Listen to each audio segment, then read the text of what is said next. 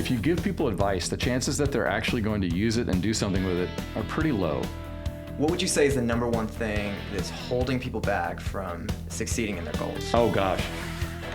I'll be healthy right up until the day is terrible, and then I'll eat all the chocolate. What if instead, next time we try this, I am giving myself permission. The next time I have a bad day, I am allowed to eat one whole chocolate bar. But only one. What would you say the average American should be thinking about when it comes to finances? The simplest and most fundamental piece of advice I would offer is this. Before we get started, I have a small favor to ask. If you haven't yet subscribed to this channel, then please go ahead and do that. It helps more than you know.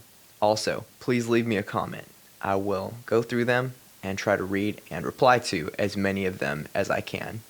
If you have a question that you would like to ask a future speaker, leave it in the comments section. Thank you.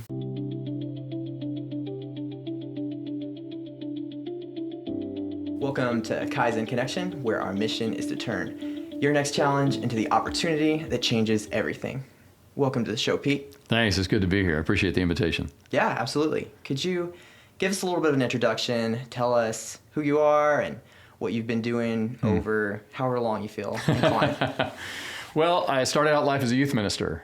I did that for a long time, and I think the reason I ended up doing youth ministry is because I was somebody who was fairly bright and passionate about my faith, but I was too young and immature to be of much good to anybody as a preacher. So that's what I did for about 16 years. And then after about 8 years preaching in a local church, I got an invitation to come serve with a mission organization as a training coach, which sounded like a great idea, only had no idea what that was. I'd never heard of life coaching at that point. We're talking like it's 2010 when I'm having this conversation. And so I ended up using that and have actually ended up being a life coach for a couple of different nonprofit organizations over the last several years.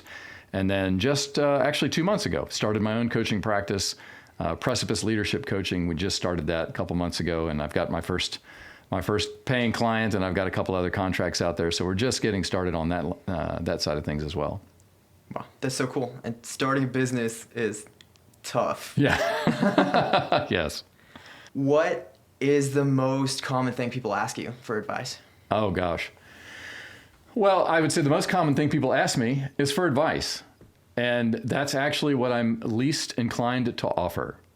Because I find that if you give people advice, the chances that they're actually going to use it and do something with it are pretty low. What I find is much more helpful is when I find out what the person that I'm talking to really desires, and then I work with them in the assets that they have to try to figure out how to help them accomplish the things that are important to them. If the advice that they give is something that comes from inside, from their own resources, from their spirituality, the Holy Spirit, it's much more likely they're actually going to do something with it than because Pete told me it's a good idea. That makes a lot of sense. So, but if you had to pick, what would you say is the number one thing that's holding people back from succeeding in their goals? Oh, gosh. Well, believing lies. Okay. And there's a lot of them. I've actually said to a couple people recently that one of the biggest lies people are inclined to believe is you're too young or you're too old. Yes. A lot of people hear that. And it's very debilitating because, and I can tell you, next year I'll be 60, and I can tell you there's never a time at which you are the right age. There's never a time when you're like, I'm here now, this is it. It's always you're too young or you're too old for something. Because I remember like, well, I was 16, now I can drive, but I wasn't 18. And then I was 18, but you can't drink, and now I'm 21. Like, but I still can't rent a car. Now I'm 25, okay, now I can rent a car. But, people don't really consider me an adult still. In the Jewish world, you have to be 30 before you're an adult, to be a full-blown adult. That's why Jesus didn't start till he was 30. So then I was 30. And then I was old enough, but people still didn't take me very seriously. They still, kind of interpreted me through the filter of what they perceived as my youth. And all of a sudden, one day I woke up and I was too old. People were like, it's a little bit late for that. And people started comparing my age to professional athletes and like, dude, you're over the hill. You're old. And I realized the other day, I was like, man, LeBron James is an old guy. Yeah. I'm 20 years older, almost 20 years older than LeBron James. I'm like, oh no, now I'm too old. And I think that's it. But whatever it is, like it could be age, it could be like your background, it could be like your personal strengths and weaknesses. I think there's a lot of things that are ultimately lies people choose to believe, often unconsciously, that really are just incredibly debilitating. They keep you from really taking the next step forward. And I think it's a lot of times people's goals are kind of like the old saw about eating an elephant. You're only going to get there if you do one bite at a time, because if you start thinking about eating an elephant, you're like, I'll never be able to do it. And for a lot of people's goals, the reason that they're goals is because they're bigger than what you can do in an afternoon. You can't just wake up one day and decide, I want to do fill in the blank. It's got to be a long slog in the same direction before you get to where people really want to go. Yeah, I think that's true. And it's crazy to me that we're really uptight about a lot of things. Like, you can barely say anything without getting accusations for being sexist or racist. But then when it comes to age, it feels like it's always open season. And it's crazy to me that some of the most prominent people that are up in your face on advertisements or social media, like, on the low end, you've got Mr. Beast. He started YouTubing at 13, I believe. Yeah. Now he's 26, and I think he's the youngest self-made billionaire in the world, and he's far and above anybody else in the realm of advertising. Yep. Then on the other end, you've got people like Tom Cruise. I think he's older than you if you just turned 60, and he's hanging out of planes. Yep. And you'd think we'd learn by now. What financial advice would you give everyone? Because it's one of the things that I like to talk about. Somebody got me into thinking about where my money should go. And I realized that something like 75% of the country is living paycheck to paycheck. That's right. And then there's this thing called a recession that you don't find out about until you're out of college, because you never have to worry about money. It's like, oh yeah, if I'm living paycheck to paycheck and the economy tanks, then I'm screwed. Yeah, that's right. Like, you're a life coach, so I'm sure you've given somebody advice on money, or you've if not advice, then some whatever word that I'm supposed to use for the way that you weigh in there. Yeah, I've coached people toward their financial goals. What would you say the average American should be thinking about when it comes to finances? Well, first of all, that's a very long conversation, and one that I'm not really qualified to speak to, because I'm not a financial advisor. But I will say this. I'd say the simplest and most fundamental piece of advice I would offer is this. As most people get older, so does their income tends to grow. The challenge is to make the rate at which you spend money slower than the rate of growth of your income. What ends up happening is that people who make a ton of money, 6-figure, even 7-figure income, they just spend it because they're used to living paycheck to paycheck. And so as their paycheck grows, so does the amount that they're willing to spend per week. And the thing is, you need to find a sweet spot. Like, where's a spot at which I can live on that amount? Right. But when your money keeps growing, resist the temptation to just spend it. Sure. Now, there'll be things that, for example, the vacations my wife and I take now are a little nicer than they were when we were in our 20s and 30s. We went to Paris about 6 or 7 years ago, and that was great. And we could have never done that when we were in our 20s and 30s. So there are certain times when you might choose to splurge. But in terms of your day-to-day operating expenses, you have to find a way to say no to things that make it so that your spending grows at least as fast as your income. So you have to resist that temptation. And what happens is, if your spending stays relatively flat and your income continues to grow, eventually that margin will be the money that you can use to bless other people, to save for retirement, to have for a nice vacation, to have for a down payment on a car or a house, or whatever it is that your financial goals are. And the other thing I would say is, find somebody that knows more about money than you and learn from them. Some people say reading books is a good idea. It's not a bad idea. But once you get some basic principles after reading a few books, I think for the most part, you need to get somebody who's more dynamically involved, because the way money is going right now, it's pivoting so quickly. I think it's very hard for books to keep up. There's a lot of issues that are raised, like, what do I do, for example, about Bitcoin?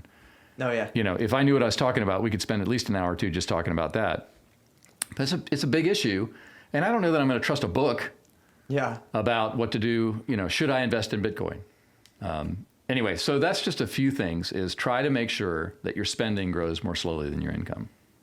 That makes sense. But isn't there an amount of money where, theoretically, as long as the money is invested properly in some kind of an asset, you may never have to worry about running out of money, assuming that you never rise above the point where it's earning, adjusted for inflation? Well, but maybe the goal isn't running out of money. Maybe the goal is maintaining a place of financial stability where you have the opportunity to make an ongoing impact in the lives of other people. The Bill Gates Foundation is an example here. Yeah. He's got all the money he's ever going to need, times who knows how much. But he has established the capacity now, an ongoing capacity because of his continued mindfulness and his continued investment. He's established the capacity to make a meaningful impact in parts of the world, causes, ideas that matter to him. And I think for most people, if you ask them, what's a cause you think deserves a few $1 million? I think almost everybody can come up with a list. But very few of us are ever going to have the capacity to do that because we don't have the discipline to get ourselves there in the first place. And so that's what I would say. There isn't an arrival point.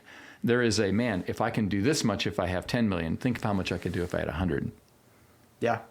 I love the perspective on making money to help other people because, where should I go with this? I think it's a little bit frustrating to me that I'm caught between a few different circles. There's one mindset, is just make as much money as you can to retire, and that tends to make people lose their sense of purpose, I think, especially if you do it in your 20s. Yeah. It makes you wonder what Mr. Beast is living for now, you know? I watched the show he did recently where he gave away like a $5 million prize, and I thought, it's so interesting to watch that and think, what's important to him? My perspective on him is that, well, this may be rose-colored to some people, but I mean, I did watch a podcast with him where he went on long-form content, kind of like we're doing today, and I loved it because he was sharing about his sense of purpose, where he's trying to get, I think, 1.5 million children out of child labor in Africa, and I spent a lot of time in Africa, so I appreciate anyone that's trying to help over there, and he's doing it through candy bars. His Feastables chocolates, I mean, according to the channel, I don't see any stamps or anything on this, so I'll take their word for it, but, I mean, get fair trade chocolate, make it into a regular candy bar. It's in regular grocery stores, all the Walmarts in the United States roughly, and then you've made a product that's competing with your Hershey's and your Snickers and everything. So then you make this the status quo, kind of like Elon Musk says, yeah, no, actually we can do electric cars. Now everyone wants an electric car. Same thing with fair trade chocolate. So if you have a purpose to actually do something and help people, I love that because it seems like a lot of people at the top have the means to help and choose not to. I don't think being a visionary means you're not content. It means that you are okay with the world the way it is, but you also have the ability to see how it could be better and the desire to be a part of it. And I think for most of us, I mean, it's very self-protective to say, if I can just make enough until I die, then I'm fine. But is that really like my deepest core value? I think for most people, at least most people that I work with, there are core values in their soul, things that drive them, things that help them get up in the morning, that are bigger than that are bigger than, am I going to have a roof over my head and a meal on my plate? And I think for a lot of people, you know, you're talking about growth mindset, trying to accomplish goals, move forward, make a difference in life. You know, the people that are going to watch this podcast are going to be people that have those kinds of desires. And I think that's where it begins. It begins with, if money were no object, what would you want to see happen in the world? Like if there were no limits on the amount of money. And, you know, so to me, that helps drive industry. Like I didn't start my coaching practice because I needed money. I started my coaching practice because I love helping people. But along the way, more money comes, I hope. and the goal is to use that money to bless other people, to encourage other people. And to me, like, that's worth getting up in the morning for. Me having a slightly larger house or a slightly nicer car, that just doesn't motivate me. Absolutely. I was going to ask you, I had, I don't want to call it a crisis, but I mean, this is how my mind works. And I've met other people that feel the same way. And when it's them, I'm like, it's not that big of a deal. Can we just like, I mean, try to relax. But then it's me, I told myself to relax, and it's hard to think, I mean, dealing with a software issue this morning, couldn't figure it out, frustrating. And it's really not going to end my world, but it's one of those things that it's stuck in my head. I can't get out of that space. And it's like, I really need to move forward with this. But how would you counsel somebody on how to get out of that place? Like, I need to get to $1 million and then I'll be happy. I need to get married, I'll be happy. I need to get a house and I'll be happy. Or whatever it is that somebody's waiting for that life stage and then they miss everything that comes before that. How has that worked out for you so far? Me?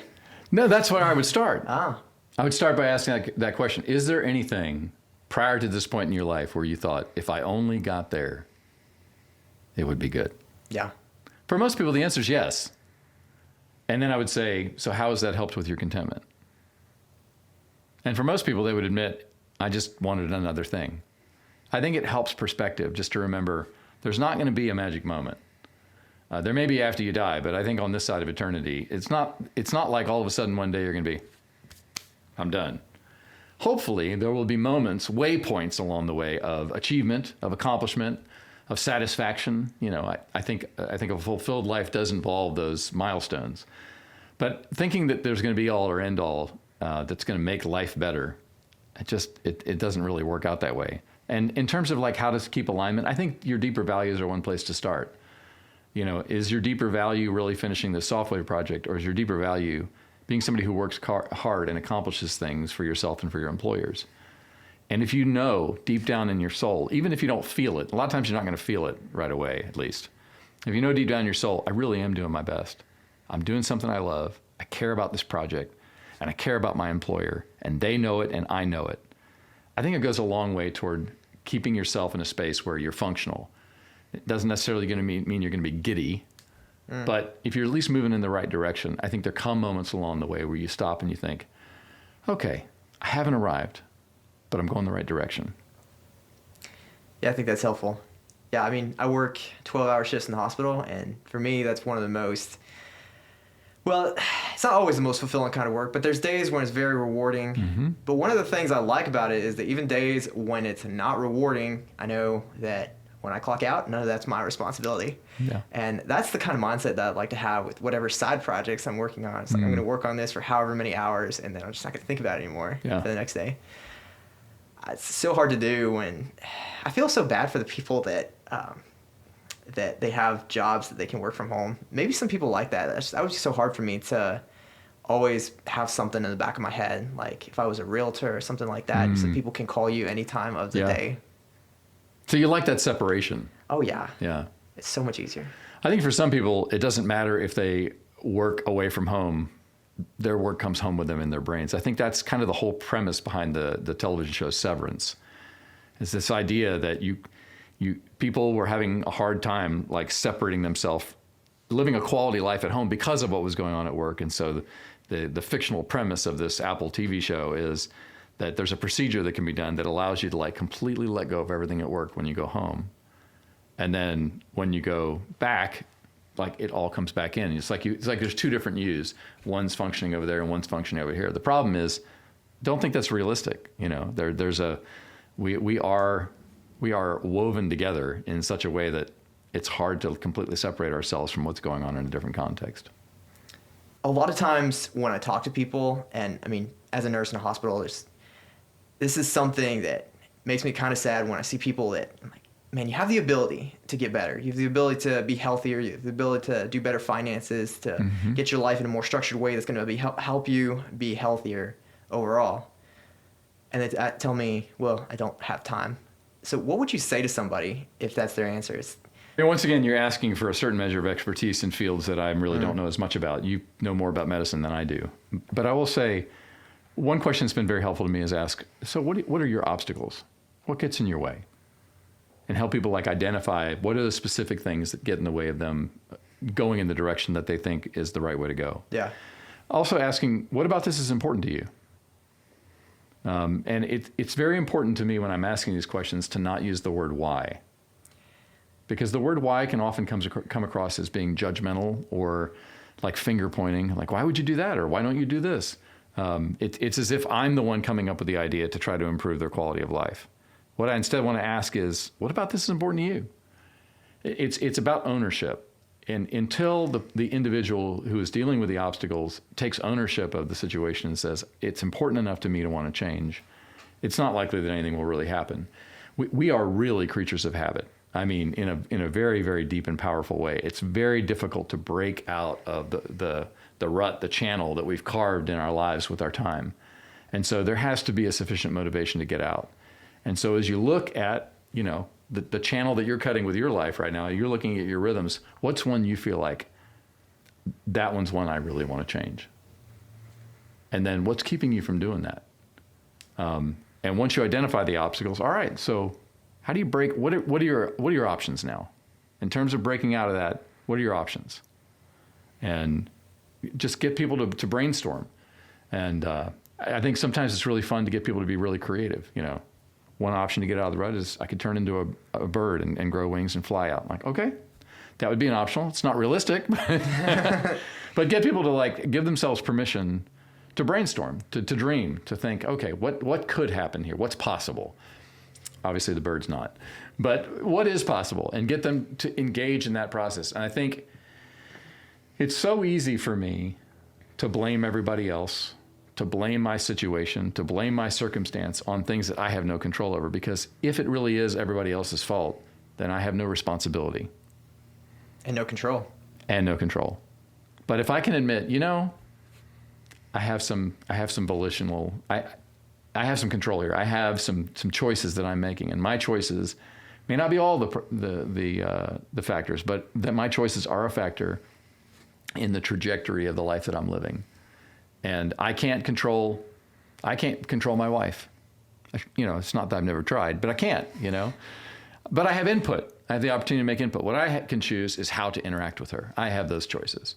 And I think a lot of people will blame their spouse, I can't choose how many calories are in a cheeseburger, but I can choose how many cheeseburgers I choose to order. Like I have the ability to make choices. And so I like to ask somebody, what are the choices that you're making that are involved with this part of your story that you want to change? Once you build that trust, I can see how that would facilitate the process of helping them see what's going on and how they can fix it. I like that. I was coaching a guy last week. He's a financial manager. He manages over $500 million. Wow. And the truth is, he's talking to me about stuff. He's using words and concepts I don't even understand. The thing is, I don't need to. Because the problems that he has, I can ask him about the situation without being an expert. In fact, it's better if I'm not an expert, because then I don't think what I have is the right solution. Because he knows his situation a lot better than I do. Whether you like it or not, you are probably the world's leading expert on your life. Other people can give you advice from the outside, but only you have inside information. As far as medical advice, maybe not medically oriented, but you kind of sounded straight out of a nursing textbook. Well, good. Yeah, so that therapeutic communication, that why question, it still has a bitter taste in my mouth from when they tell you not to do that in your nursing textbooks. Oh, okay. And so, that's something you try to do in the hospital. I think not everyone really remembers that in the nursing textbook, but yeah, definitely phrasing it that way puts somebody on the defensive, and then it's hard to make any progress in that situation. Mm-hmm.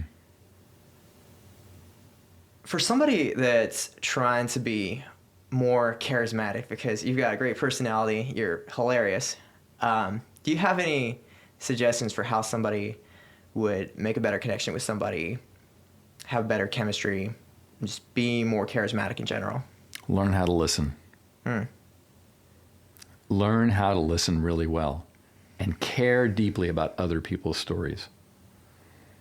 There's a comedy bit on YouTube. I can't remember the guy's name right now. It's about the me monster. Yeah. And it's funny because it's so true that so many times we're in conversations with people and it just feels like the other person's just waiting for our lips to stop moving so they can tell us what they actually want to say.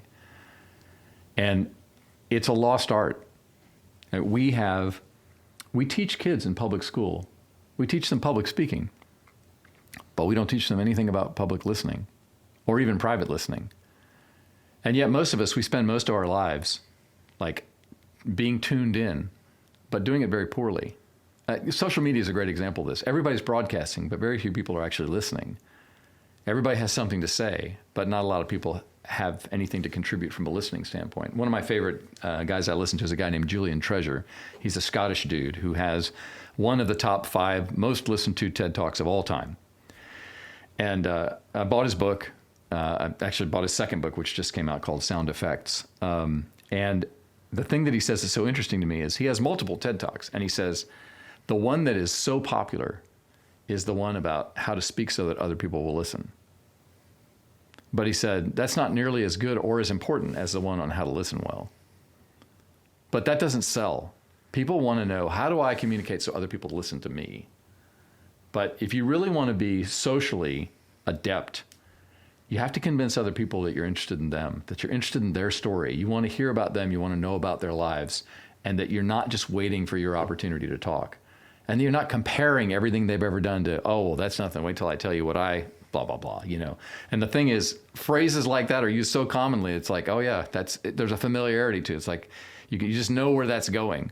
You have to resist the urge to give unsolicited autobiography. And, I don't answer a lot of questions because I don't get asked a lot of questions. And that's okay. But I love asking them. And I think it helps to be genuinely interested in other people and not judgmental. That's one of the things I loved about Ted Lasso. That's one of the phrases he's known for. Be curious, not judgmental. It's great advice. Yeah. And how much is he liked? Like among characters in modern television shows, like who's liked more than Ted Lasso? Like everybody loves him. But like he doesn't actually, he pays attention to other people. Celebrates other people. He celebrates their achievements. He's attentive. He's always paying attention. And when he does say something, he's usually pretty subdued about how he communicates it, or he waits a while for his turn. He's not on the front foot, always just let me know when it's my turn. He's waiting. Even as somebody that has a dynamic personality. Yeah, that's good. And on the flip side, since everyone wants to know, how do you be a better speaker? Oh, gosh. Well, you wait for your opportunity, and you try to measure your words intentionally. So some of the questions that you asked me today, I'll answer very quickly because I anticipated them. I thought that you might ask, or it's similar enough. But some of the questions, I'm probably going to take a moment because I actually want to think about what it is that I want to say before I say it. And I think speaking well, has a lot to do with being intentional. What do you really want to say? And that's not to be measured in what will satisfy me, but what will make an impact on the other person. Once again, going to social media, I've really tired over the last 10 years of listening to political discourse on social media. The truth is I have some really strong opinions. And because I communicate fairly well, I have a number of people in my life who have just been really leaning on me hard, just insisting they want me to tell other people what I think they should do about politics. And the reality is I want to say a lot of those things, but I am not convinced that other people want to hear them or that it would make a difference if I did say them. And so those are some of the metrics that I use to determine, is this worth speaking, or will this do potentially as much harm as good? What would make a difference?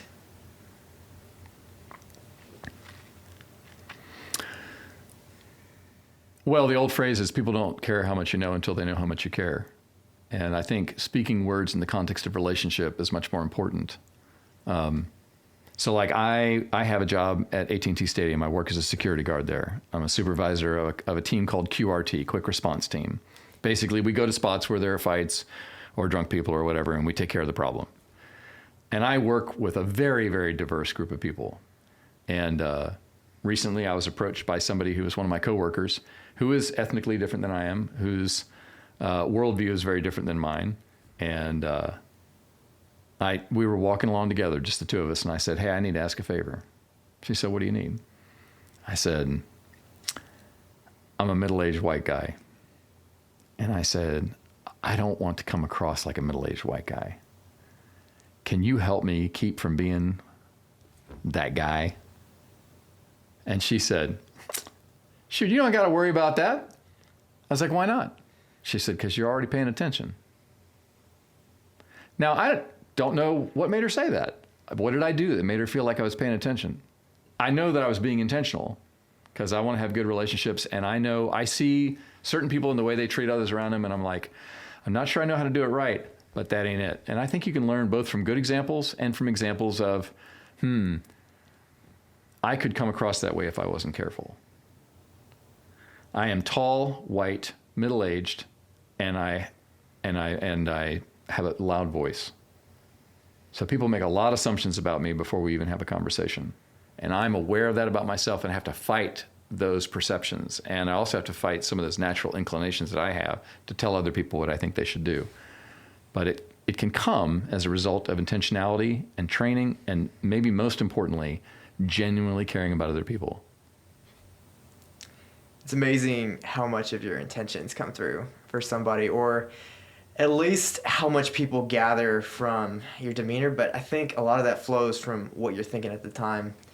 I mean, some people are better actors than others. I don't necessarily think I'm the best. So when I'm working on the floor, I got to actually believe what I'm saying. I've got to be intentional to have a good attitude on the inside. And sometimes that comes for me from like, oh, I don't know. I had a frustrating day one time, so I had to work extra hard. I walked into the dialysis center. I was like, hey, what's up, my heroes? It's a great day to almost be out of here. It's like 5 o'clock and everyone's looking at me. I'm like, all right, bring the energy back.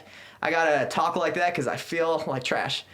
But if I feel better on the inside, then I think I project better. And I've had people come in and immediately the way they're treating me versus the way they treated the last nurse changes, and they say, well, I like your attitude better. I'm like, you've known me for 3 seconds. All right. Yeah. So, but yeah, it does make a big difference when you come across a certain way, and I don't think we always pick up on our own subtleties that communicate that.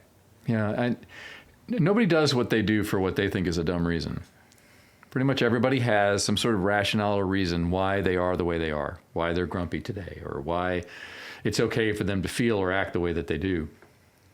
But being aware of what is it like for the other person? And when you walk into a dialysis center and you bring that kind of energy, like there's an awareness on your part that a dialysis center is a very depressing place to go. I think the average person that starts dialysis is dead within 2 years. It's a tough spot.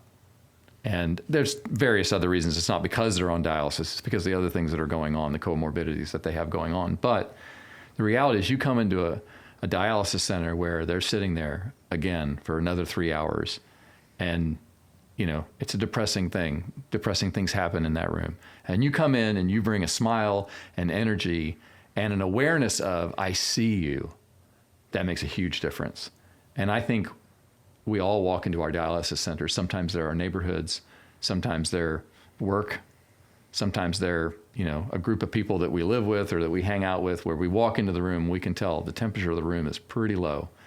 And, we don't have it to bring every day. But on the days when we do, I think it's appropriate to bring the energy, to bring the enthusiasm, to bring interest in other people, care for other people, because the next day it'll be me that needs that from others. Yeah. I've also heard it said that if we don't learn to laugh, we'll cry. So I try to laugh as much as I can when things are tough. It doesn't always work out how I wish it would. But I've been told sometimes, this is part of our training, your body will respond to you laughing regardless of whether or not something's funny. And I always try to remember that. I think that kind of goes with other stuff like that too. Is why I try to push a little bit harder when things are falling apart, because I don't want to go down that spiral. I think there are times too when crying is the right thing. Oh, absolutely. And I know you think that, but I wanted to throw that in because you and I are putting a lot of emphasis right now on the importance of bringing energy, of laughter, of fun, of that lighthearted spirit. But I also think, like, if you're in a hard space, sometimes weeping is the right thing to do, is the right response. How do you think that applies to post-COVID? Because I've known a lot of people, it's been several years since anything was shut down, and yet, there's still people I know that they're not really coming back into the world, or they still feel the effects of that. They've got this lingering depression or something where they've picked up that life isn't quite worth living, or life's not interesting, or they've got kind of depression, listlessness, apathy. What would be your response to something like that? Well, the first thing I would say is you probably need to see a counselor, in all honesty. But I would say that it's a rational response. And there's been a lot of people who have studied the impact of COVID on culture, and I'm not an expert on that. I can say that in the coaching relationships that I have, I've noticed a few things. And one is a much lower level of trust for others. Regardless of what you think about masks and germs and all of that, the reality is we became a little bit more people averse because people were dangerous. They were scary. We could potentially get something that would be harmful or even deadly. But we're a bit like Schopenhauer's porcupines. I don't know if you ever heard this parable, but philosopher Schopenhauer talked about how we're like porcupines in the winter, who we try to huddle together because we need to for our protection from the cold. But when we get too close together, our quills prick each other. And so it's this dance because we feel like I think we've recognized that community is something that's a need, but we've also become averse to other people. So there's this tension. And a lot of people find that tension debilitating. It's like, I don't know where to be because it doesn't feel right to be where I was before. But when I'm totally isolated, I can't live like that long term. So it's a bit of a dance. And I think helping people sort of sort through, again, not trying to fix the problem or get a suddenly different outlook, but what do you want tomorrow to look like? And how do you want to look different than today? And what's your role in that? Approaching it a little bit at a time, because again, it's like eating the elephant if you try it any other way, I think that can help people sort of address like, all right, what can I do that will be different than maybe I did last week, that will help me grow a little bit more of the type of connection that will be life-giving. I'll also say people are more risk averse than they used to be. And this is especially true, I think, for younger people, for Gen Zers. When I turned 16 years old, I couldn't wait to start driving. Like, my 16th birthday was there, and that day I was in the line at the DMV in Virginia waiting to get my driver's license. And the reality is I'd already stolen a car a couple times and driven it even though it wasn't legal, because I was so ready. And I already knew I could do it because I'd driven farm vehicles and motorcycles and all this kind of thing. So I was ready. You don't see that with the generation that's turning 16 now. Most of them are at least 18, often 21 or older before they're even interested in a driver's license. That doesn't mean there's anything wrong with them, but it does tell you something when it's a generational pattern. And that's actually true of a lot of risky behaviors, that they're much more risk averse. They're less inclined to have sex outside of marriage. They're less inclined to engage in drugs and other kinds of risky behaviors, because there's this awareness of the world out there is a scary place, and I need to protect me and the people that I love. And so that's a lot of the mindset behind it. But I think sometimes you have to ask yourself, what is worth making risks for? What is important enough to get out of your shell and go do? What are you going to be glad when you're 80 years old and you're sitting on a rocking chair on your front porch? What are you going to be glad you went ahead and risked? And I think, again, sort of casting a vision of how do you connect the person you want to be with where you're going, whether you like it or not. How do you get there? And again, you're not going to teleport. It's going to take one step at a time. So I think those are some of the factors. I think sometimes getting people to be honest about what are you really scared of? Like, at this point, what's the worst that could happen? And I think for a lot of people, I could catch something. It's true. But if you're 27 years old and you don't have a complicated medical history, the chances of you getting something that's going to be seriously debilitating are pretty low. And is it worth risking spending the next 10 years of your life spending most of your time in your living room rather than engaging with other people? Is it worth that? Yeah, it's crazy to me how few people want to get driver's licenses. Mm-hmm. And I mean, I've met people in their 20s that still don't have a driver's license. I mean, I remember coming back from Africa when I was 16 mm-hmm. and for 6 months. And Yeah. I said, well, this is the time I need to get a driver's license, because by the time we come back here, and you can't drive until you're 18 in Africa. Mm-hmm. So that was when I learned to get a driver's license, and I wanted to be one of the first people that I knew that had a driver's license, because Yeah. I'm just that competitive. But yeah, but I mean, that was the thing. It was exciting. It's like, Yeah. I've never been able to drive before. Now I'm 16. Now I can. Yeah. It can't just be all because of COVID, though. I mean, I can see that being part of it. I'm trying to figure out what else is causing that reaction of fear that seems like it's growing with every generation you see. Yeah. Well, I'm not an expert in cultural analysis. I can just say that the public vision of what at least our country is like is not a super pleasant one. Yeah. And it's not a whole lot better in other parts of the world. But you look around right now and you ask people, like, what is there right now to be concerned about? And right now in Texas, we're dealing with a recent flood situation that's just heartrending. And, there's two major wars going on in the world right now. The one is currently ceasefire, the other one's not. But then there's just all over the place. And we are so digitally connected with what's going on all over the world that I would, 40 years ago, I would have no idea what's going on right now in the Ukraine. But because I live in a digital age where I can be instantly connected with every bomb that's dropped, I know, within an hour or two, I know if we've dropped bombs on Iran. And so we're overwhelmed by more information than our brains can reasonably comprehend. And again, we're almost entirely powerless to do anything about it. That we have no control, but some of these things impact us. We're also currently dealing with an economy that feels out of control. Like, A lot of people that live in the area where we live here in the Dallas-Fort Worth area, they're in a situation where they can't really afford to move, but they can't afford to live here anymore. My situation is fairly typical. I paid not a whole lot of money for this house when we moved in during a housing dip. And now this house is worth so much I can barely afford to pay the taxes. And I think a lot of people are in a situation where they're just looking around and there's a lot of stressors. There are financial stressors. And who cares? Who's sympathetic? And maybe most importantly, who can you trust? I think maybe that's one of the biggest factors is that people look around right now and they feel like they can't trust anyone. You can't trust the news. Who is there in politics right now that you feel like you can trust? Like, churches used to be bastions of trust in American culture. There's a whole lot of really disturbing news that's been coming out of churches for the last few years. People, by and large, are starting to feel like, I can't trust churches. You can't trust newspapers, television. You can't trust the internet. You can trust certain things, but then even you're constantly having to vet, like, is this true? Can you trust AI? I can tell you categorically the answer to that question is no.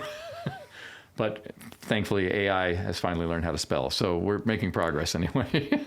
But I think that's a big factor. If you don't feel like anybody's got your back, if you don't feel like anybody's really trustworthy, how can you help but feel a little overwhelmed?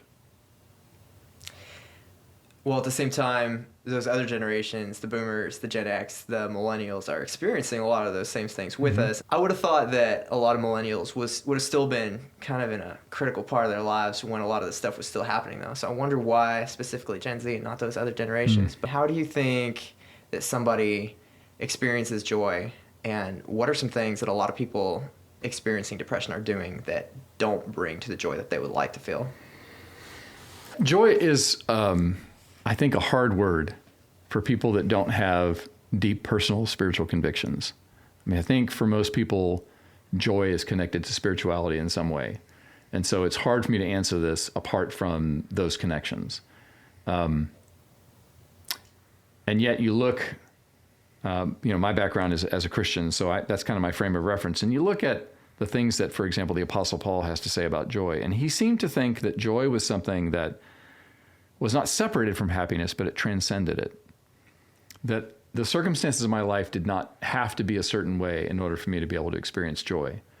Joy sometimes comes out in happiness, but it's not dependent upon my circumstances. And I think if our mood, if our happiness, if our satisfaction in life is so connected to our circumstances that we have to have things a certain way before we can experience joy, we'll always find something that is sufficiently enough of a bummer to keep us from getting there. And I think it's like, well, what's bigger than my life? What's bigger than my situation? And I look at people in history who have who've made an impact. And sometimes people lived hard lives. Some of the greatest people in history, whose names just come to mind when you think of heroes of history, they're people who lived really, really hard lives, but they lived on purpose. There was something about what they lived for that was bigger than themselves, that they could find satisfaction in contributing to, even when their circumstances were particularly difficult. And I think having meaning in life is a huge part of that. Like, what are you here for? And what would be missing if you were gone? Like, if you suddenly just tomorrow you weren't here, what would the world be missing out on? I think if you're aware that there is something there, then I think that can fuel that deep sense of, I'm not happy about everything going on in my life, but it's worth me being here. There's a purpose and a reason for my life, and I find satisfaction and fulfillment in that. That gets really close to joy for me. Yeah. This sense of purpose seems to be huge in pulling out of depression. At least it was for me. Because I remember in the middle of COVID being really frustrated with the demonization in politics and frustrated with a lot of nonsense that was going on. Frustrated with Christians especially because, I felt the weight of the science that I was seeing. Because, I was a bio major. I was looking at, data. I was doing I was reading the primary research on what they did building the vaccines. I kind of understood the whole process of how it's tested and how it's built and everything. And I'm hearing everything people read on Facebook or social media and all this stuff that's been going around. And I'm not really trying to make any kind of statements about vaccines and stuff. But the frustrating thing was there's whole churches that are denying that there's even a pandemic that exists. And it's like what kind of witness does that make to somebody that might be interested in faith? But it's like if you make it look like nonsense. And I don't expect pastors to be scientists. But that was something that was challenging for me because I think if we're looking for truth, we have to acknowledge truth even if we don't like it. And I mean, Christ says the truth sets you free. I was frustrated that it seemed like a lot of people were more interested in pursuing their own ideas, whether or not they were true, as something that I'd like to see in the church is a lot more conviction about finding what the truth is, even if it's uncomfortable for people going to that church. Pastors aren't scientists, but if they're going to make statements about scientific matters, they need to do their research. Yeah. And I'll say from my own experience when I was a pastor in a local church, we went through a season of life where a whole lot of people in the church were forwarding me emails that were gloom and doom about some matter or another, and I won't get into all the specifics, but I eventually addressed it from the pulpit. I said, look, do not forward me an email about some imagined threat that you have done no research about. Because a lot of these you sent me, it was very, very easy to just quickly figure out that this was fabricated. Yeah. Do your homework before you put your name on something that you're going to send out to other people, because it impacts the integrity that people see within people of faith. And if we're going to tell people this is the truth, Jesus said, I am the way, the truth, and the life. You shall know the truth, and the truth will set you. Like, we're going to talk about the truth. We're going to say the truth matters. Then we need to bring that discipline to all areas of truth. Because if something's true, all truth is God's truth. And I think approaching it that way, rather than getting concerned or frightened about this particular matter or another that we know absolutely nothing about, and then informing everybody we know without any information, I think does more harm than good. Yeah. So I went looking for the truth. And the thing I realized was that, I mean, regardless of what other Christians were doing, I mean, I think a lot of people look at the church and get turned off. And I was trying to look at Christ and not get turned off because I didn't really have anywhere else to go. I mean, I was already offended by everybody I knew. So I was like, yeah, I'm not going to lose this. I don't have anything else left. Yeah. So, but I was still really depressed and frustrated even in that place. And this is where I was going with this earlier before I got sidetracked. The thing that gave me purpose in there was reading a book called The Golden Rule of Smoozing by IJ. He's a comedian. And it was great because in the beginning of the book, he explains the concept of schmoozing. It sounds negative, where it sounds like you're trying to manipulate somebody. And he has a different take on it, where he likes to define it. Says this comes from an old Yiddish word that basically means to banter idly. So he's saying when you're having a conversation with somebody, it should be fun. You should be making them laugh. You should be making them smile.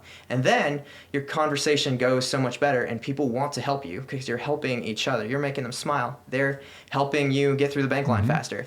And when we treat each other well, we've got a chance to make the world a better place. And with all this frustration about everything that was going on, being offended felt like every statement somebody said, because it was, I mean, it just keeps coming, it keeps building, and you get into that depressed place. The thing that gave me purpose there was realizing that even though I couldn't control the environment, I could control how I responded to the environment. That's right.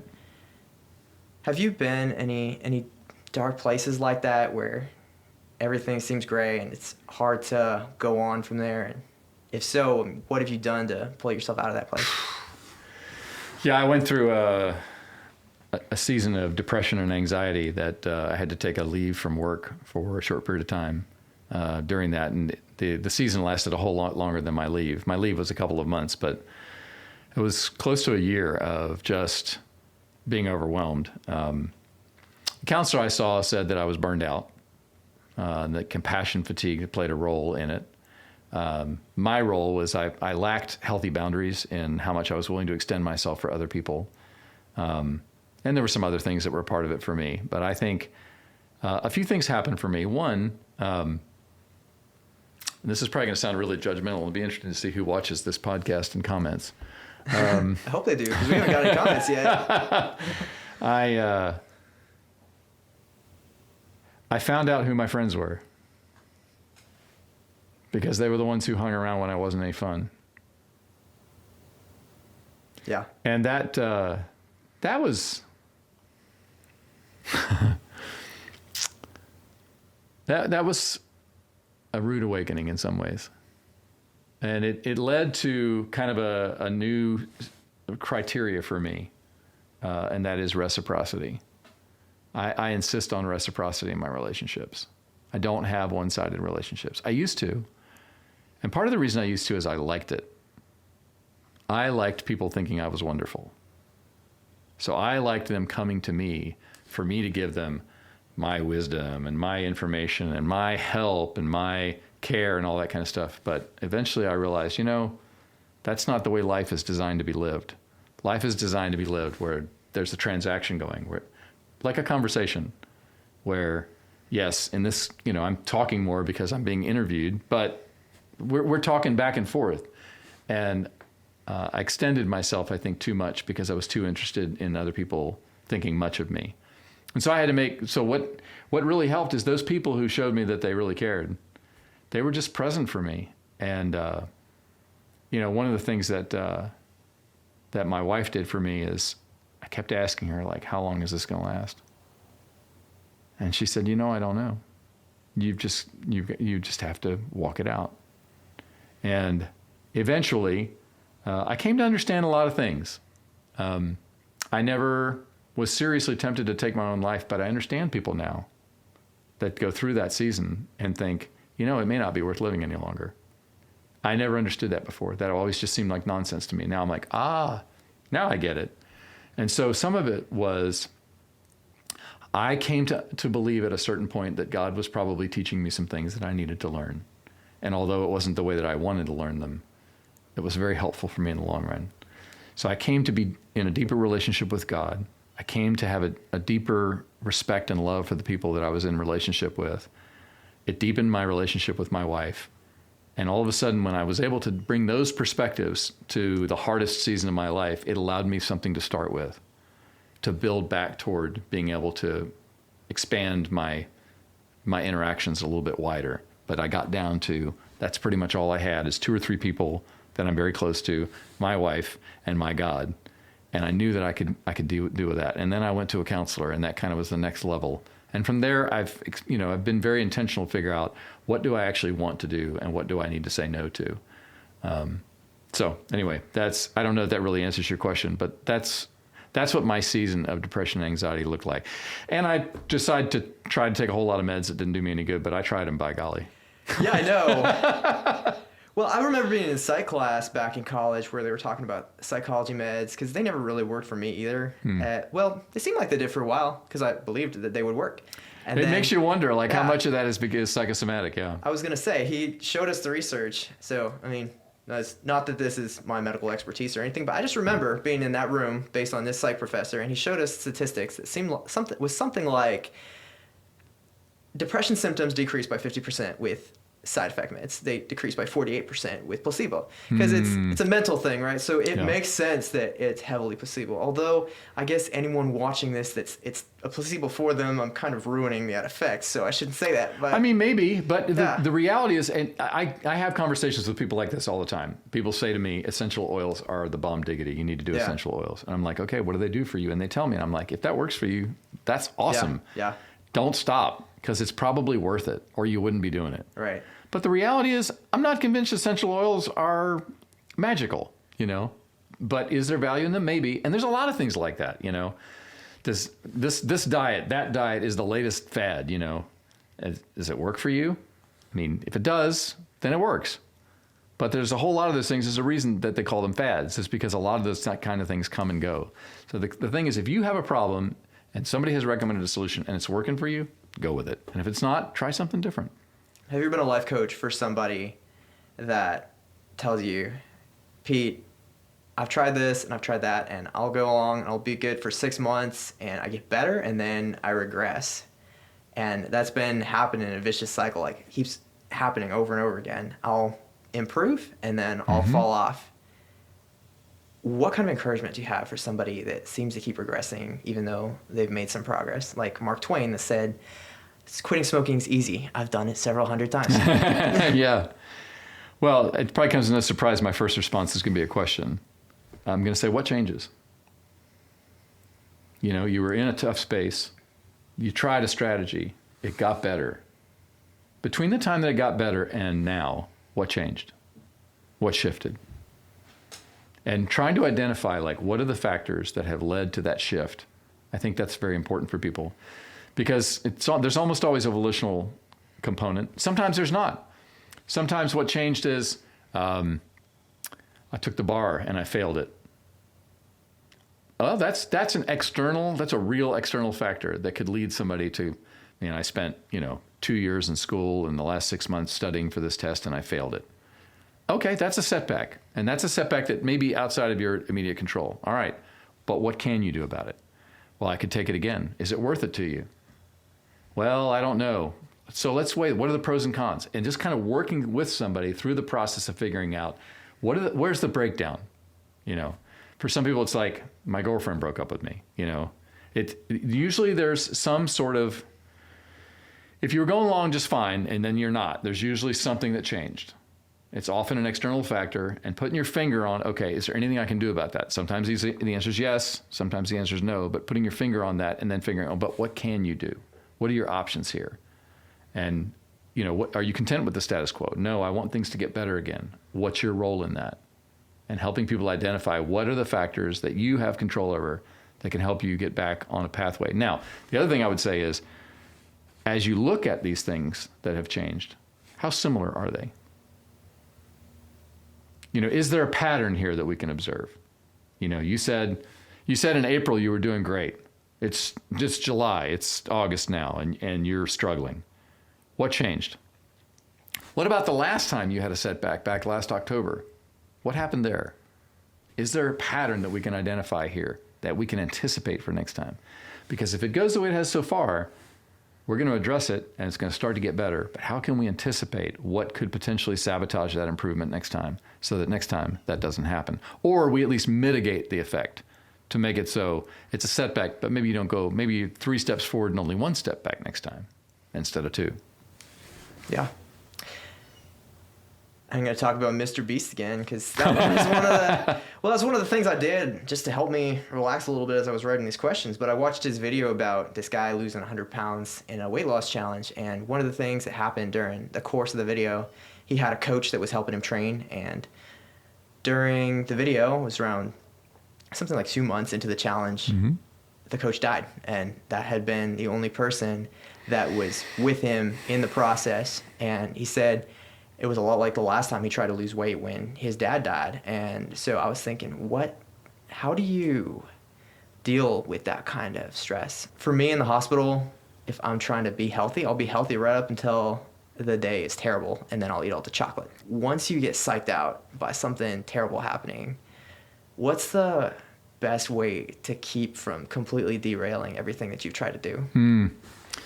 Well, I would say identifying those stressors so you can see them coming, you anticipate them. I think that's a factor. And I think another one can be to show yourself some grace, right? So let's say my pattern is I get better and better on dieting, and then I have a really tough day. There's a lot of stress that comes, and I just eat every bit of chocolate in sight. What if instead, next time we try this, I am giving myself permission. The next time I have a bad day, I am allowed to eat 1 whole chocolate bar, but only 1. So I set a boundary on my anticipated setback before I get there. Because 1 chocolate bar, if you allow yourself that, it's okay. Instead of I'm going to let the waters of my frustration build up against the dam of my conviction, but once that sucker breaks, it's gone, and I go bananas. So maybe that's what you need to do, to take a step, to give yourself the grace to say, I know myself well enough to know that day is going to come when I'm not going to be able to hold my crap together. And whatever that behavior is, maybe I do allow myself a little bit of an exception, a break, a departure from what has been my rule. But then I make it also my conviction that on the backside of that, I know I'm going to be happier then and in the future if I say, okay, that was my accommodation for this stress. Now it's time to wake up tomorrow morning and take the next step forward. Well, that may be one of the best strategies I've ever heard. I really need to start doing that when things fall apart in the hospital. I need to find a bigger chocolate bar, though. Maybe, or maybe not. Or maybe you need to allow yourself a part of a really big one. How would you help someone get over a mental block doing things they don't like? And for context, I'm thinking of people that I know. They're very high performance. They're very dedicated to a certain skill set. Like maybe they're really book smart, but like me, the minute you put things in 3 dimensions, I struggle a little bit more. For me, I can kind of do that, but I've known people that they're not willing to put themselves in a place where they don't know the territory. And it seems like they miss out on a lot of stuff that they could be doing really well with if they could learn those skills that are a little outside their comfort zone. Well, since I just started a coaching firm, the right answer to this question is hire a coach. But most people can't afford what a good coach costs. So I would say,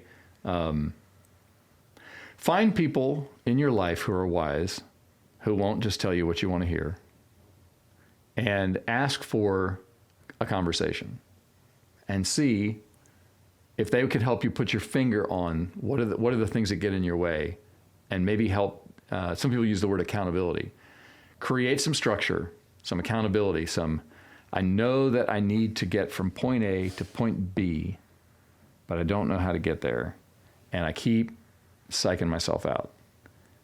I think if you have somebody alongside you who is wise, who can ask you some simple questions about, okay, so as you look toward there, what do you know you need to do before you, like, what's the next step? That's a very valuable question.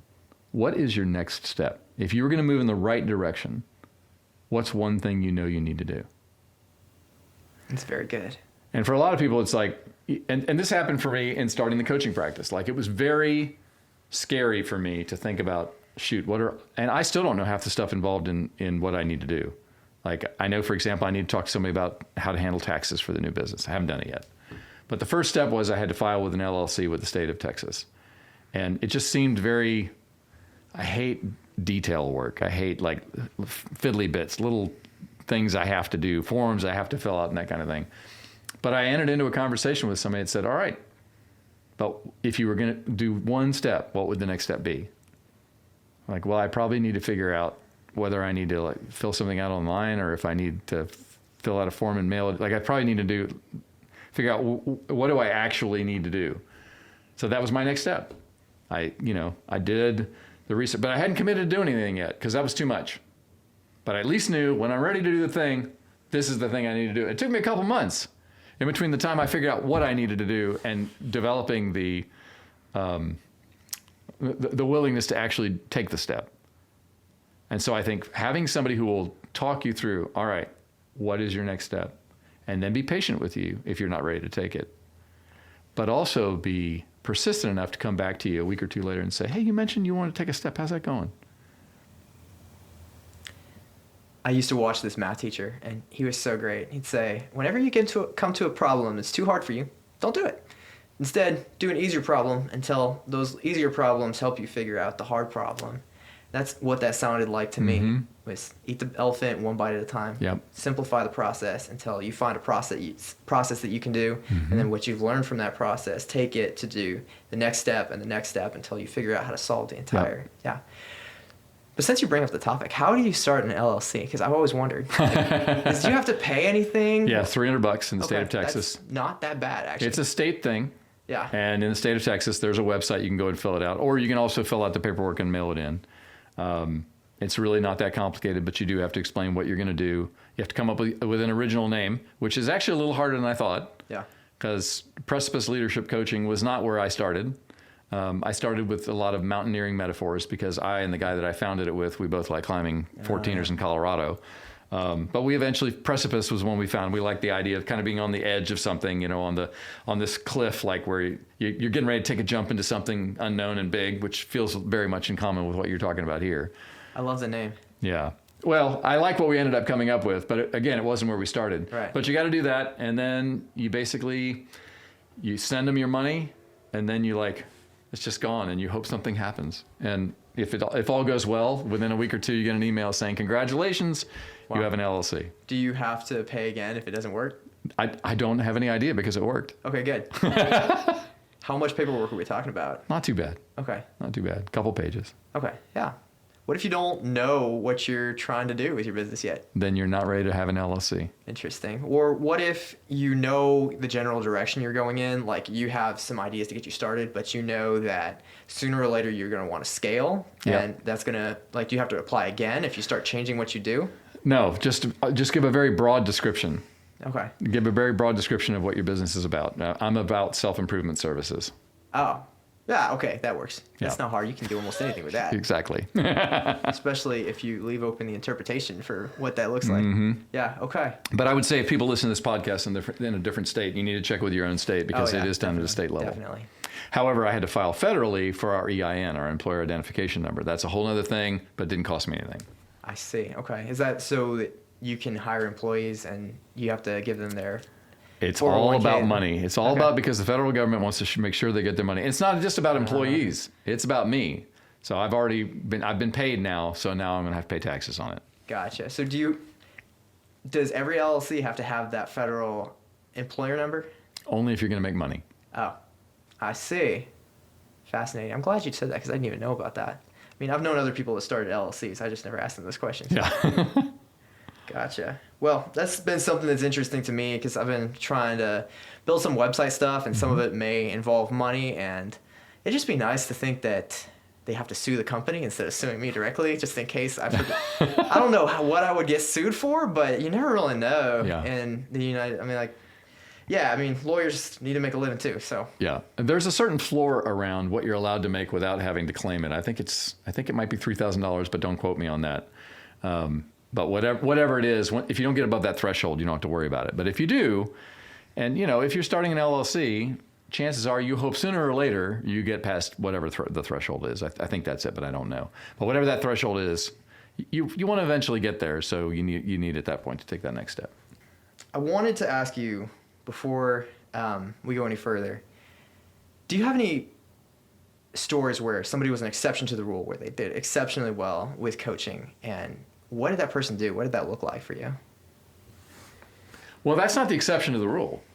I mean, I would say most of the people that and this is not about me, but most of the people I'm in a coaching relationship with, I work primarily with highly motivated, exceptional individuals. And so that already gives me a leg up on a lot of people, because the people that I am in relationship with when I coach inside my organization, they didn't get there by accident. Like, it was a long, hard process even to get to where I'm their coach. And almost everybody I work with is frankly quite exceptional. And they tend to be very high achieving folks. This is not directly an answer to your question, but I couldn't help but think of this when you asked. So I had a couple that I coached who were part of a very large church in Austin, Texas, a number of years ago. They were at a church called Austin Stone. And Austin Stone had a goal. They wanted to have 100 people respond to an invitation on a particular day to all agree to go do cross-cultural mission from their congregation. And they had that day come, and sure enough, they got 100 people out of their megachurch to say, I'm going to go cross-culturally. We're going to do impact ministry in a foreign context somewhere. And they divided them all up into small groups. And eventually, one of the couples that were in one of the small groups, the Rileys, came, and I got to coach them. And they were really, really neat people. But I remember a conversation I had with the Rileys shortly before they left to go to, we'll call it Southeast Asia. They said, we're the last people from our small group to go. Of all those people who signed up and said, I'll go overseas, everybody else has already gone. It has taken us so long to get to being ready to go that not only have they all gone, they've all come home. Because all of the other people who were part of that cohort of people who said they would go were not adequately trained and prepared before they went. But the Rileys were, and they went and served for years, came back on home assignment, went back to the field. They're a great example of people who recognized sometimes it's a long road to get to the place where you want to go. And I will say, if the place you want to go is worth getting to, Sometimes it's going to be a long journey to get there. And that's to me a great example of somebody who's willing to say, I know where I want to go, and I know I'm not going to get there tomorrow, and I'm willing to put in the work until I get there. Wow. Have you ever coached somebody that wasn't responding well to coaching, or somebody maybe that didn't necessarily want to be coached, but somebody that for whatever reason you were in that spot? Yes.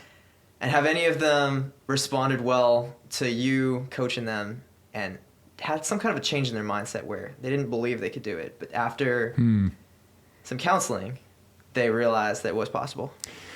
I mean, people that I coach, sometimes they do go through counseling. Sometimes they have personal issues they need to deal with of various kinds. When you asked that question, I thought of one guy that I have been coaching. One day we were having a conversation, and I asked him, why does it sound like I want you to do this more than you do? And he said, what do you mean? And I said, well, you signed up for this.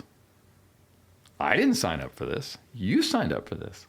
And yet every time we get together, it seems like I'm much more motivated than you are. What are the reasons for that? Do you agree? Do you think that's true? Yes, that's true. What are the reasons? And that was the beginning of a turnaround for him, because he realized that he had chosen to take the responsibility that was his and try to give it to me. And that responsibility was motivation. I don't think you're ever really truly going to get motivated because somebody else thinks you should be. Motivation comes, it's internal. Now, other people can help you. Other people can encourage you. Other people can cheer for you. Other people can donate to you. Other people can do a lot of things to help out. But the real motivation, the decision to get out of bed in the morning and do something about it, ultimately has to come from in here. Now, because I'm a Christian, I believe the Holy Spirit has a role to play in that process. I think he can ignite my heart, ignite my soul in that direction. But ultimately, I can't rely on you to get me excited about coaching. That's something I have to have somehow or another the resources to be able to get there. And yes, I've had several people along the way. I was thinking of one particular guy, but I've had several people along the way who seemed very excited initially, but they ran out of steam. And I've had to have a conversation and say, so how much do you really want to do this? Oh, I really want to do it. How well do your actions reflect that desire? And that's usually when there's a long pause, because there's a realization of maybe not super well. And then I will say this, how would it look different if the excitement you say you feel showed in your actions? You say you're super excited about this podcast. If you really were super excited about this podcast, what would it look like? Now, you might say, actually, it would look like this. And that's great, right? But to me, like and I've had a couple of conversations like that. And the truth is, sometimes that results in people saying, I'm ready to get serious, let's go. And sometimes that results in people saying, you know what, I've decided this isn't really what I want to do. And I say, that's great. What do you want to do? And sometimes in the context that I'm in, I need to help them resign so that they can go do what it is that they really feel passionate about. And I'm totally okay with that. Because if you sign up to go to somewhere in the third world to work with a nonprofit organization and you're not super excited about it, you're not going to last very long anyway, because it's just not a super fun job in and of itself. So sometimes helping people to find what it is they are passionate about means it's not what I'm passionate about, and that's got to be okay. Yeah. I thought about this a lot in the context of people saying the government's trash, the education system's trash, what can we do? And I always thought back to my chemistry teacher's not plaque. She had a page on her wall that said, if you're determined to learn, no one can stop you. If you refuse to learn, no one can help you. And I always remembered that, and it made a lot of sense to me when I took some classes that were online. The professor was or the teacher or whoever it was kind of at a distance. So like, okay, well, I guess I'm looking up some YouTube videos on how to do physics. So, and I mean, I do believe that you can teach yourself. I don't know that everyone has a mindset where they're equipped to do that, but I thought about it a lot when I don't want to see people fail just because there's not a system in place that helps them do it. Right. I wonder how somebody finds the courage to get into that mentality though, because it's kind of the opposite of how we're trained to think a lot of the time. Yeah. I mean, sometimes it has to do with having somebody alongside you who you know is for you and believes in you. So I'll give you an example. Last week, my clothes dryer broke. I am not an appliance repairman, but I also didn't want to pay when an appliance repairman charges. So dealing with my dryer, I pulled the dryer out and I said, I need to figure this out. So I did what every guy who thinks he knows what he's doing does. I started looking on YouTube. And eventually I found my dryer and I found people taking it apart. So I started taking the thing apart. So I took the whole back off and I eventually got to the blower fan where I thought the problem was, took all the stuff out of the blower fan that I thought was making the noise, put the whole thing back together, put the dryer back in place, plugged it in, turned it on, and it wasn't fixed. And in that moment, I thought, that might be it for me. But I have a wife who did not just watch me. She was involved in this with me. And so, in fact, when I had the whole dryer taken apart, she got out the vacuum cleaner and vacuumed out all the loose lint and everything like that. And she was encouraging me and believing in me. So when I got that thing put back in there, she's like, I'm sorry, hon. I know that's got to be pretty frustrating. I was like, yeah, it is. But she was for me and she was patient with me. She said, what do you want to do? I guess we need to take it apart again. But I knew it wasn't in the back, so now I need to take the top and the front off, which is a whole different process. So I figured out that whole thing. Eventually, I get all that apart. I can't find the problem. And I'm like, what am I going to do?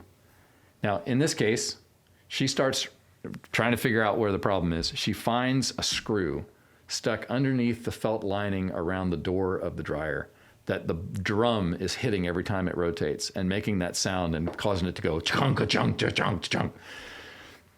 And she said, I think this might be it. And sure enough, it was.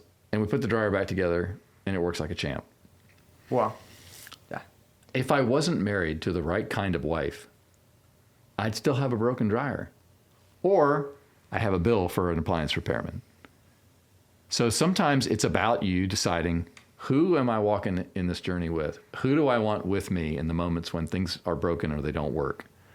Who do I want alongside me walking, shoulder to shoulder when that's the season I'm in? And figuring out who those people are for you, I think will go a long way toward helping you in those seasons when you're just not probably going to do a great job on your own. That's one of those things that I don't think technology can really replace. I sure hope not. No, I don't think it could. Well, the reason I think that is because people talk about robo-nurses, and the bottom line I always get to is, you could probably make a nurse that could start an IV in the future. You can build Baymax. You can build whoever. Yeah. You can build Baymax. People would love to have Baymax as long as he doesn't accidentally defibrillate you, like he would. But whatever sophisticated version of that, you're not going to get somebody that I don't think that you would get to an AI that's going to wield the same authority that a human would, because the human cares, the human has a sense of being. Yep. And I'm a human, so you're a human. I have to listen to you, and we've got that sense of connection there. I think it'd be the same way with the partnership. Mm-hmm. The frustrating thing is, I think that kind of partnership gets harder to find the more separate we are between screens and social media, yep, or not involved in community. I'm curious how you managed to find such great partners both in life and then in business too, right? You've got a co-founder of your LLC. Yeah, he's my best friend. The answer is you can't go looking for it. Really? You have to be it. Everybody wants somebody like that that's alongside them, but few people are willing to expend the effort to be that person for someone else. I think of the last scene in the Lord of the Rings film, The Fellowship of the Ring. And if you've seen it, and if other people have seen it, you know that there's this scene where Frodo decides that the responsibility of destroying the ring ultimately is going to fall to him. And he remembers Gandalf saying, so do all who live to see such times, but that is not for us to decide. The only thing that we need to decide is what to do with the time that's been given us. And so he, reflecting back on that, decides, this is my responsibility. I need to go do it. And so he goes and he gets into a boat, and he purposes to go to the far side, to do it alone, because he realizes, I can't ask anybody else to do this, so I'm going to go do it myself. And right in the moment when he does that, we as the viewers get to see his best friend Sam, who decides he can't stomach the possibility of not going with Frodo. And so Sam goes running out into the water and flailing his way to get as close as he can to Frodo in the boat. And he starts to sink. And Frodo's like, Sam, what are you doing? I have to do this alone. He says, I know you do, but I'm going with you. And in that moment, Frodo says, but you can't swim. And to me, that was such a deeply moving moment because Frodo comes back, offers him his hand, and the two go off together to do this. Everybody wants to be Frodo. But the way to be Frodo is to be Sam. To be the person that says, I believe in you. I will be beside you. I will help you. You can't do that with everyone. It's dysfunctional and weird. But you got to be intentional, and you got to ask yourself, who are the people I want to do life with? And for me, my wife Ann is one of those people. Archie's one of those people. I have a few others. And I think it's hard. And for a lot of people, relationships are disposable. They're short term. They tend to be interpreted through the filter of, if we have a few interests in common, we'll be friends. Otherwise, no. Caleb, I know you know him. He's another one of mine. I do life with Caleb. We're not the same in every way. We don't have the same priorities. We don't see everything the same way. But I believe in him and I love him, and whatever he's doing, if I can help him in it, I'm going to. And even if it means jumping in water over my head. I can think of a few ways where I've tried to do that with other people, but it's still almost a foreign concept to me. It's like, I mean, not doing life with somebody or helping somebody, but I'm trying to imagine how somebody gets into that place where you know enough about somebody's life that you know when something's going on, even if they're not asking for your help. Mm-hmm. You don't get, it's not microwaved. You know, you don't get there immediately. And I will say, in my experience, most marriages are not like that. And I'll say that my marriage hasn't been like that throughout my marriage. It's been work to get there. At this point, after 38 years, I've almost figured out how to be married. Hopefully I'll get there before 50, before I've been married for 50 years. But the point is, you can't give up because you don't know how to do it right. You got to ask yourself what kind of life you want to live and then start heading in that direction. And I don't know that Sam had it all worked out. He didn't know what he was getting himself into, you know. And maybe Sam's not the model you want to look at, but what is? Like, so look around your life. Who are people that are doing life the way you want to do it? And what can you learn from them?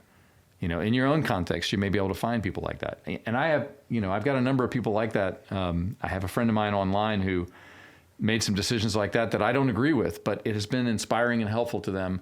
They partnered themselves with somebody that I disagree with fundamentally about a lot of things, but it's really been helpful for them. And the reality is I'm not trying to control them. I'm trying to help them. And if that's what's needed for them in order to be able to move forward, then so be it. And so that's, you know, that's the question for you. Like, who are the people that you know, and maybe you don't know anybody well enough yet. And if so, maybe that's your next step. What is the next step toward knowing who that people, that person, those people are that I want to do life with, if I recognize I can't do it on my own? And you mentioned something earlier about nurses. I can't remember exactly where I read this article, but one of the articles I read about caring for others suggests that of all the things that nurses do, one of the most important things is just the fact that they touch their patients. Like just physical touch. Sometimes appropriate touch on a person's shoulder or arm goes a long way toward conveying care in a way that a lot of other things can't, and certainly a robot can't. That's something that doesn't get talked about a lot, I think. That's something that's good to keep in mind. I like that.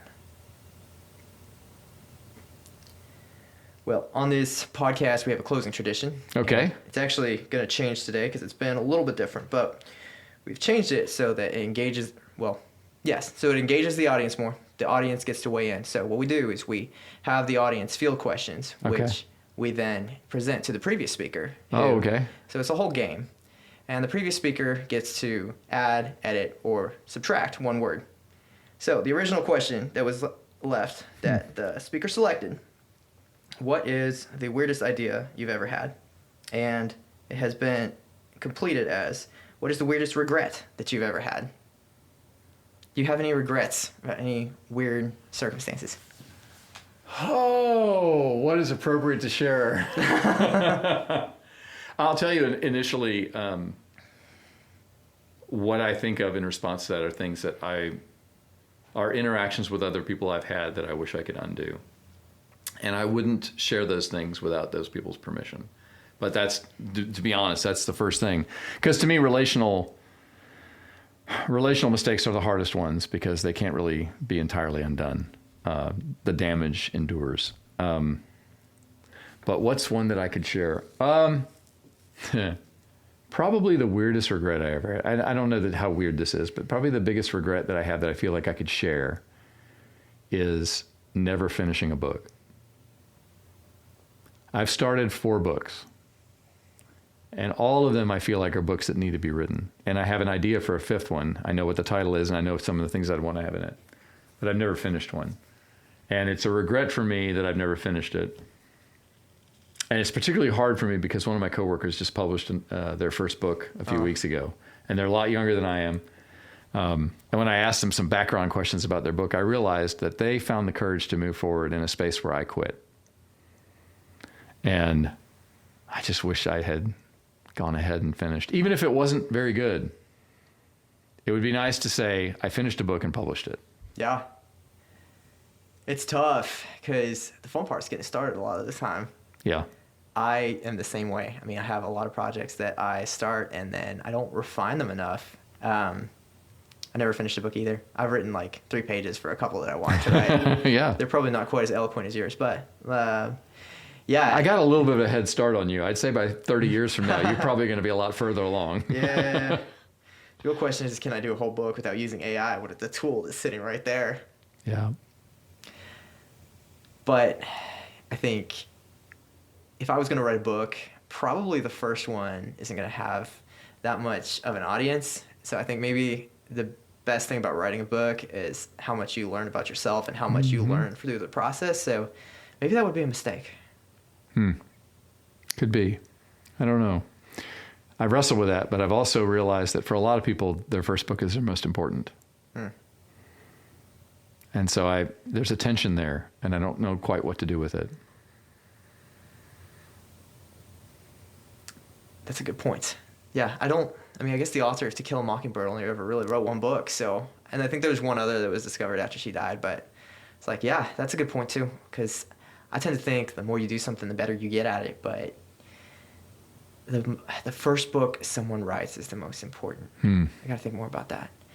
I can see where you have a perspective of things, and that perspective may not really change that much, but once you've said the most important things to you, those are probably going to be the first things Once that you you get say. it out there, yeah. Yeah, Maybe not always, but I think in some cases that's true. that makes a lot of sense. Okay, well, thank you so much for your time today, Pete. This has Absolutely. been awesome. Thank you. I appreciate it.